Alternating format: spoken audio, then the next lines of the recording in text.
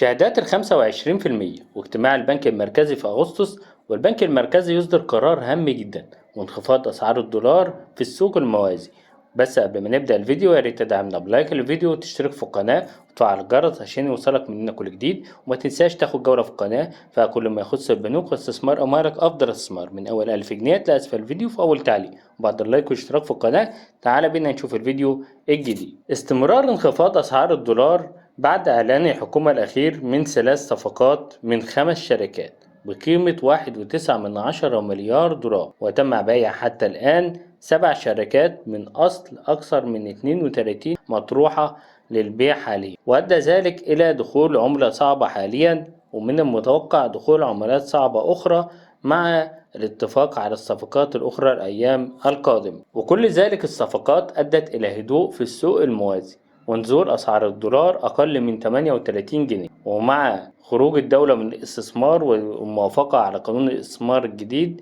أدى ذلك إلى بدء الهدوء في السوق الموازي، ولكن مع استمرار ارتفاع التضخم بسبب زيادة الأسعار في السلع الغذائية وزيادة سعر السولار وغيرها، ومع استمرار تمسك صندوق النقد الدولي بالتعويم لإجراء اتفاق الدفعة الثانية، واقتراب اجتماع البنك المركزي حيث يجتمع لجنة السياسة النقدية في يوم 3/8/2023، وذلك لتحديد أسعار الفائدة الجديدة. وأيضا من المتوقع مراجعة صندوق النقد الدولي في سبتمبر المقبل، ومن المتوقع من البنك المركزي رفع أسعار الفايدة في الاجتماع القادم، وذلك بسبب زيادة التضخم ووصول التضخم إلى نسبة 41%. ومن المتوقع إصدار شهادات جديدة أو رفع أسعار الفايدة على الشهادات الثلاثية الموجودة، ويمكن إصدار شهادات استثنائية زي شهادة ال25% التي طرحت من سابق، وذلك للتحكم في السوق المصرفي حاليا. فتابع معانا كل التغيرات الأيام القادمة،